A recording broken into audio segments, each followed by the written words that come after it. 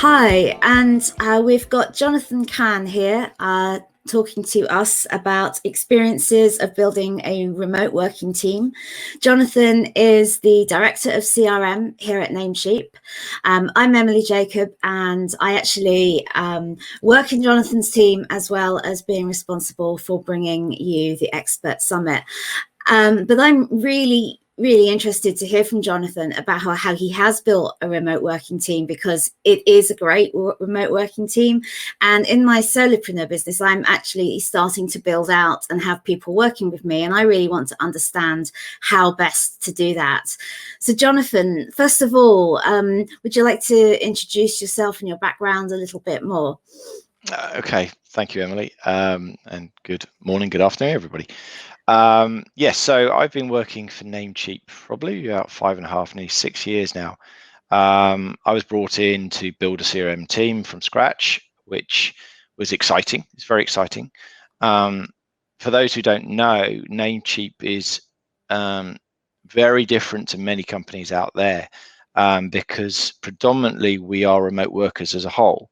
I think now, obviously, with lots of lockdowns all over the world, everybody's remote working. But even before that, there was at least 40 to 50% of the team were remote working. The attitude is more to actually recruit based on skill set and attitude rather than driven by where the office is and people traveling to the office, which I think is really interesting. And when talking to lots of people about it, it's very rare. Obviously, now with slightly different in the world today, I think that's going to be more and more prevalent around.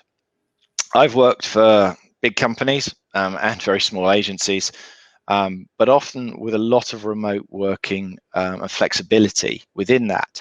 So I've got a little bit of experience from that side of things. And so I've been lucky enough to build that team from scratch. So that's really, I wouldn't say my life story to date, but that's where I am. What would you say are the key things you've learned in building the remote team? Firstly, hire the right person. I think it's quite a standard answer. You get a job description, you send it out there, and you want to hire the right person. That's great because that's based on skill set. That's based on what you want. But I think the key to it is really how they work. Because what you need to do is you need to provide them with the trust, and you need to have the trust back to deliver. So I think this is how they work. Can they deliver more than the job description? Can they deliver without keep asking you? Because you can't micromanage in the remote working world. It's very difficult to micromanage, and in fact, it's probably a very good thing you can't micromanage. But also, you have to allow people to do their work. I looked back on this, and I think I firstly thought it was based on maturity and experience. I used to say that actually remote working for juniors is really, really hard. I've had two people in the same role. One was actually the guy did the job, but had issues about actually doing the next piece of work. He had to be told what to do. He was always struggling. When he had a problem, he'd wait for an answer rather than seeking the answer. Sadly, he left, and then we recruited somebody who was in similar age, similar experience. This person not only didn't ask questions, they went and found answers, and then they went and did the work. And then their job description, they did more than their job description. And that's based on attitude. That's based on desire. And I think that's the key, is not necessarily just the job description. It's about how they work. So when you go and start to recruit, whether it is for a team or looking for people to help you build your idea or your role or your business, look for those people who can give you +1, give you that little bit more. That's absolutely what I'm discovering. I've currently got 3 people who are working with me on my other business, and I've found that they need quite a lot of help to tell them what to do and how to do it. But there's one of them who is really sort of just saying, oh, I can take this blog and I can create these different social media assets from it. And she's taking the lead on doing that. And that takes so much stress away from me. So yeah, it's definitely on the attitude, not just on the skill set of what they're doing. Yeah, I think the key to this though is there's 2 points. Firstly, get the right person, okay? But then you've also got to set clear objectives. Yes. I think I'll go back to my consultancy days, which I loved and I hated at the same time, because you learn an awful lot about yourself, but also you learn a lot about how other people work. And there are 2 clients I worked for. One, we went and got the brief, which is fine. Everybody needs a brief. And then we went off and did the work. 3 weeks later, we came back and provided and went, da-da, look at this. And they went, oh, that's not what we asked for. And the critical point about this is you communicate what you want. The brief is great, but also you need to understand what's the deliverable. So what do you expect? How does it look? How does it feel? Is it a PowerPoint? Is it a document? Is it a quote? What are you actually looking for? And then get that in detail. My second example is when we did it right. And this was a big Irish financial house. And we sat down, we discussed the brief, which every consultant should do, but also you go and talk about what's it going to look like? How is it going to be? What do you want at the end of it? Yeah. And the other point is you then communicate and touch base every structured, in a structured manner. And by doing this, we not only delivered, but we delivered more because we talked and communicated. So there are areas so how to build the remote working, get the right person, set the objectives, communicate, probably over communicate and chat and get that relationship. But make sure that you're touching base every I wouldn't say 5 minutes, but every other day to make sure how you're getting on. Ask how they are first. Don't keep going, where's my work? But keep moving forward. Very good at just pushing, where's my work? Yes, it's, how are they first, and then go and say, right, how do we do? And so you check in all the time. Yeah. So I think those are the key elements. And how would you say things have changed during lockdown? Yeah, in Namecheap, we're obviously slightly lucky than some organizations because we were set up for remote working. Set up for remote working. So we had the infrastructure in place. Other companies haven't had it and had to create that infrastructure. So we had the technology in place. So that was a good thing. So some people might say we're lucky, but let's say in the UK, we've had 3 lockdowns. I know it changes around the world. But the difference here has been the pressure on the individual. Obviously, we're used to remote working, but the pressure on the individual changes dramatically. And this is the key again, is treating people as humans and treating people as individuals. Not everybody is the same. So in my team, we've had at least, and it's a small team, but we've got one single mother working from home with COVID. Her child got COVID. I've had a small family in a 2-bedroom flat in North London. Again, got COVID.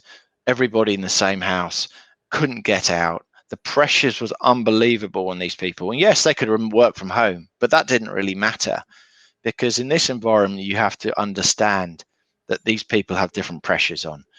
And I think this is a good thing that, again, Namecheap, and not just talking about Namecheap all the time, but there is an attitude that the person comes first, your health comes first, and that's the key. The presentation can wait, the quote could wait if people understand. And I think that's what I think is really important, is that you have to treat everybody exactly the same, or not exactly the same, but you have to learn from each individual and understand what pressures they're under, and then you can change and alter your attitude and alter how you work with them.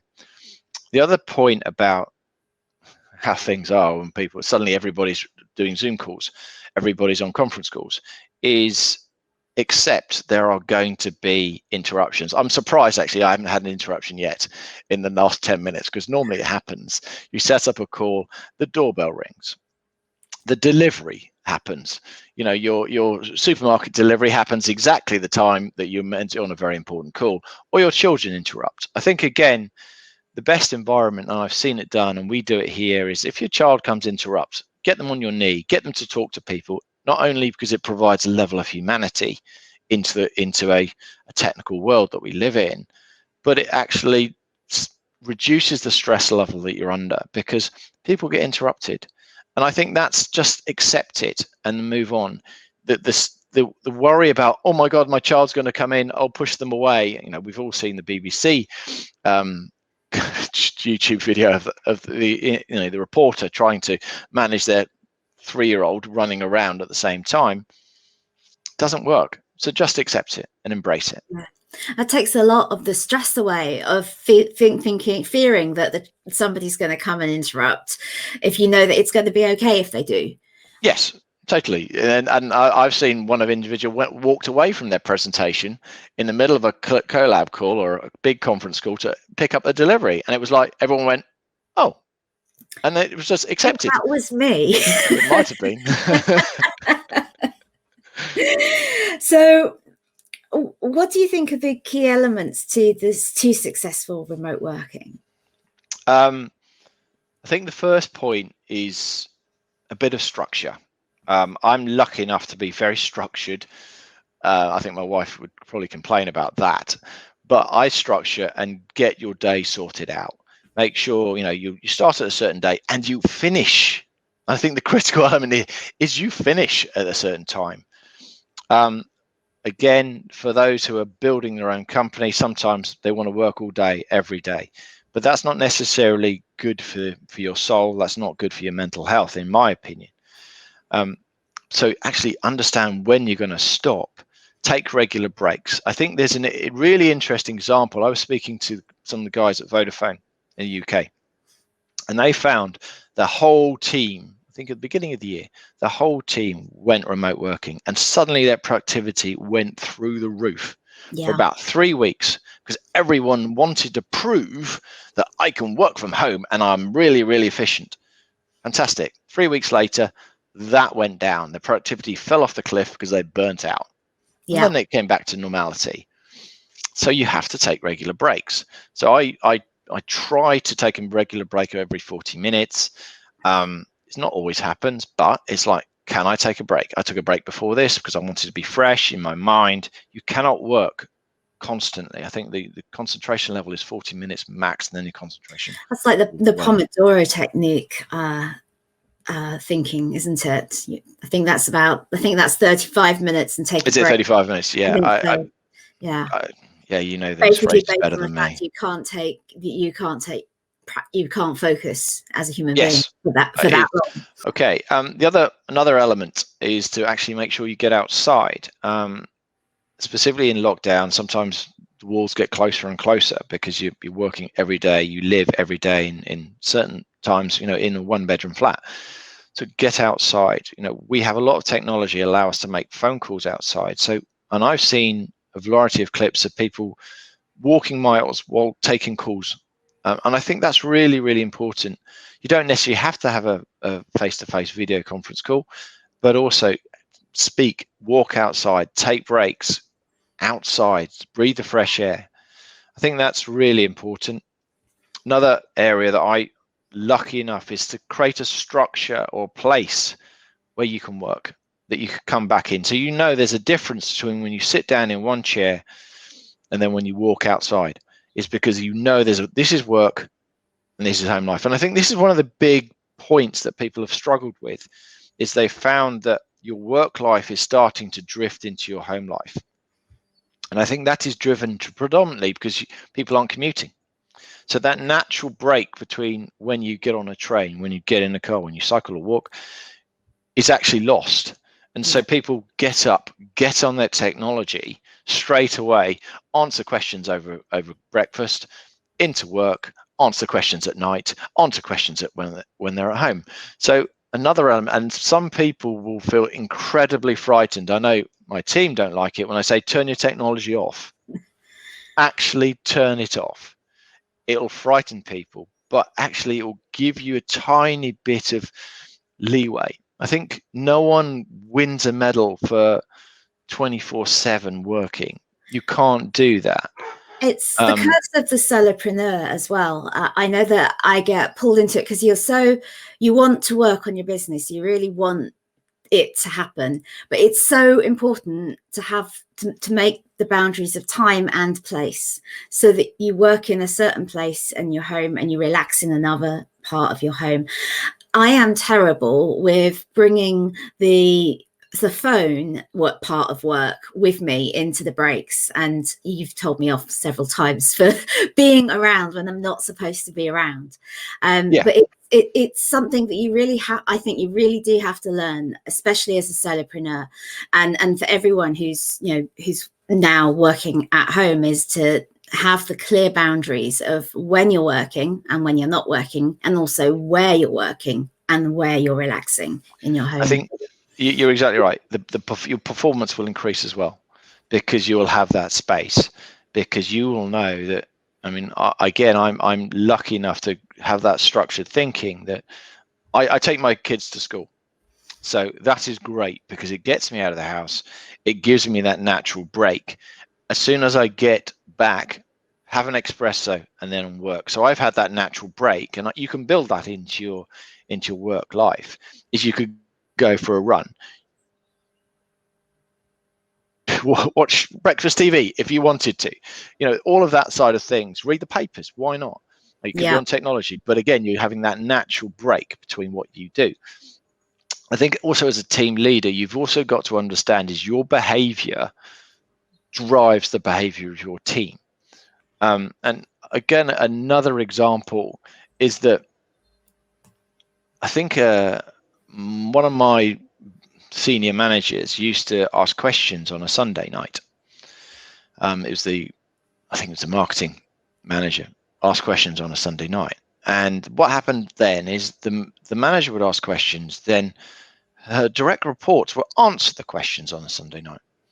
And the direct reports would find out the information from their team on a Sunday night, causing the whole department to be online on a Sunday night.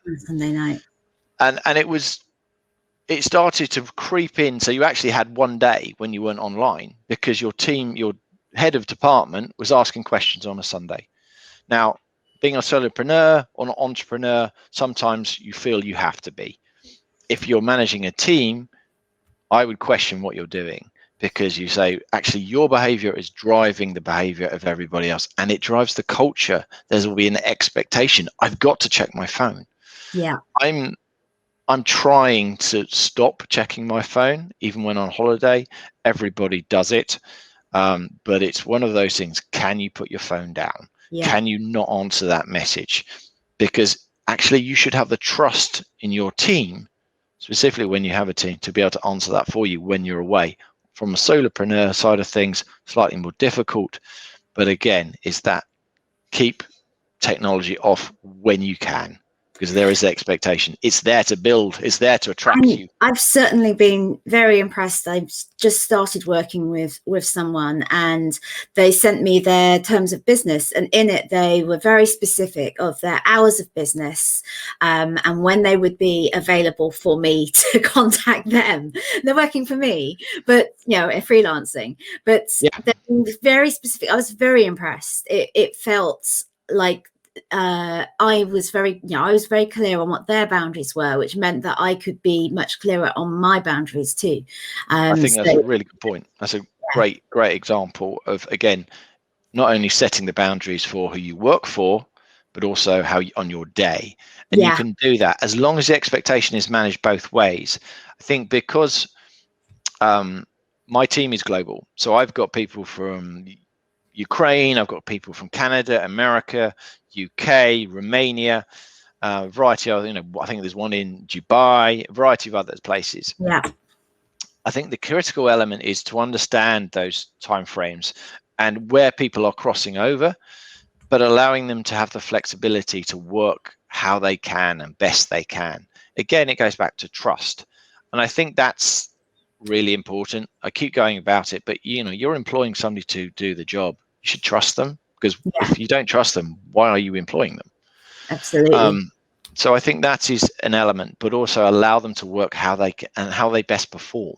And if this individual who's provided you with a contract saying, okay, I only work between these 2 times, fantastic, because It's that brilliant. says it manages your expectation, and Yeah, you're not expecting any more right from the start. absolutely. Absolutely. I did send them an email on the weekend, but I started it with, I know that you won't be reading this until recording. Yeah, it's a good point. Yeah. What do you think is the biggest challenge with remote working? I think it's the individual. It goes back to the individual. Let's not go remote working. The biggest challenge for management is people. It's the biggest challenge. It's also the most interesting thing. Is everybody's very, very different. You will not get a person who's exactly the same. Therefore, you have to listen probably more than you've ever. I think there's a progressive listening or assertive listening. There's probably a phrase for it, but you have to listen. And somebody said long time ago, you've got 2 ears, 1 mouth, use it in that proportion. If you find yourself talking too much, you need to have a word with yourself, because if your team or your clients or your suppliers listen to what they're saying, listen to how they are, ask them how they are, but also listen exactly, and then ask questions, because then you can get information out. I think that's the hardest part is remote working, and it's probably taken me a while as a human, as a manager, to go and say, right, I've actually got to really, really, really listen to this, because it's very tiring, but also will give you more information. And if you listen to a person, they're going to trust you more, because you can actually answer their question rather than you drive your agenda. That's not going to drive a level of trust between 2 parties. And I think that is the critical side of things. As a coach, you're always taught as well to listen for what's not being said. Yeah, it's really critical. Those quiet pauses. Yeah, just don't say anything.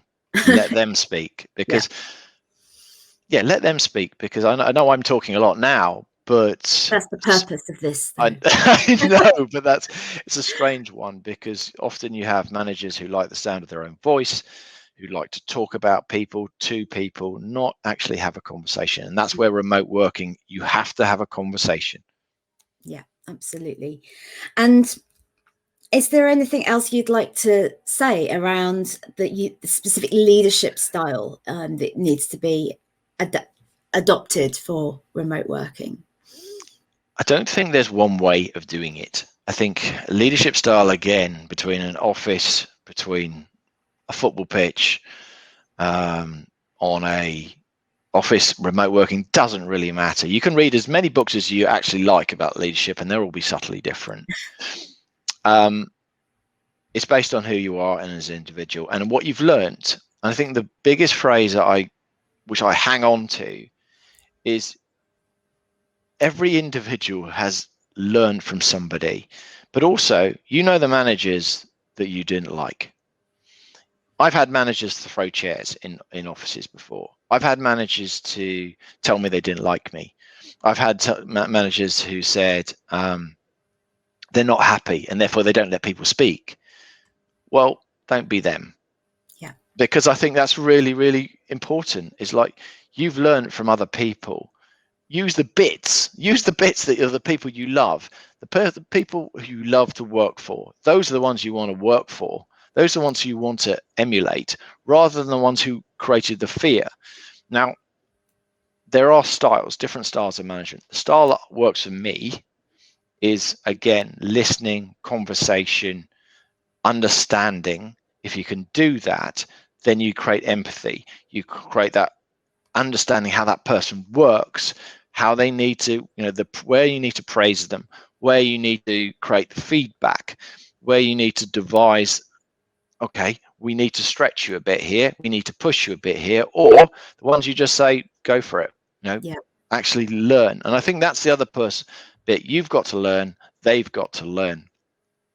The team is an illustration of you. It is set by your rules, it's set by your culture, it's set by your guidelines, but you've got to understand they're humans. And often we forget, because everybody's got a different journey, everybody's going in different directions, no one's going in the same place at the same time. So how can you help them to help you at the same time? And it goes back to an entrepreneur, solopreneur, is actually you're helping. Can you help an individual to help you at the same time? Then it's a win-win situation. Yeah, absolutely. Jonathan, it's been fascinating and wonderful to talk to you and chat to you about this today. Thank you so much for your time. Thank you.